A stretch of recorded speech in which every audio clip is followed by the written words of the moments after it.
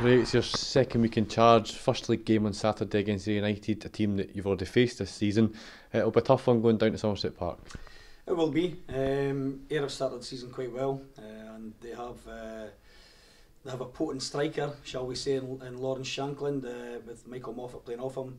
You know, their team doesn't change much over the first 2 months of the season, so they'll be well organised, and it'll be a tough game down there, and which I'm expecting. Every game, I said that last week. But you know, it's a good opportunity for us to go down there, work hard, be very competitive in the game, and try and get our first points of the season on the board. Taking forward from last week's game, have you seen more positives to take throughout training this week? Yeah, I think there's been a lift in the training this week. I think the guys, they come in and they've been a bit sharper. I can sense that. They're we're trying to create that atmosphere where everybody comes in and works hard at a tempo, at a standard, and I think they have been a bit sharper this week, which is good. It's really pleasing.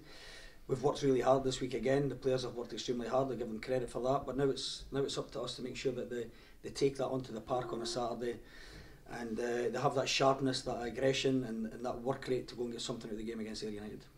For you, is it a case of gradually implementing your ideas on the team over a space of a few weeks, or you obviously want an instant impact though?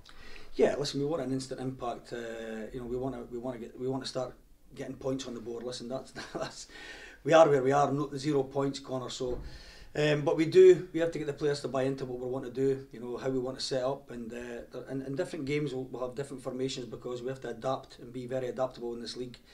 But I have seen a real improvement this week in terms of, you know, people paying attention, doing what we want. We've seen that last week in the game for the first half. They probably took my instructions to the extreme, but the thing is, it was good to see the fact that they were taking on board the instructions. So, you know, we'll go down there tomorrow. The guys are in good fettle. You know, we'll work hard, we'll be very competitive, and we'll be giving everything to get our first points. Just a slight change from last week, you're able to add back in Andrew Irvine, who's back from Scotland, and then bring in completely new as Zach Rudden. You've been pleased with them this week, and I'll add a new sort of young freshness to the squad. Yeah, two really good young kids. Andrew's got a really good range of passing. He plays in the midfield area.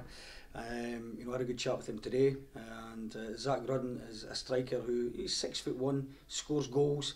His work rate is excellent, so the two of them will add something to the squad, definitely, and whether they're involved tomorrow or starting the game tomorrow remains to be seen, but they certainly will enhance the squad, there's no doubt about that. Just finally, has anything changed on the injury front since we last spoke to you?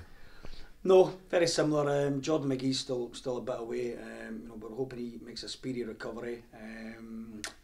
But apart from that, I think he's the only one that's struggling.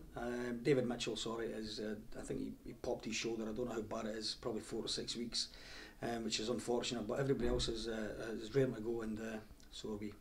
Well, we wish you the very best for tomorrow, and hope we're speaking to you after the first 3 points. Thank you, Colin.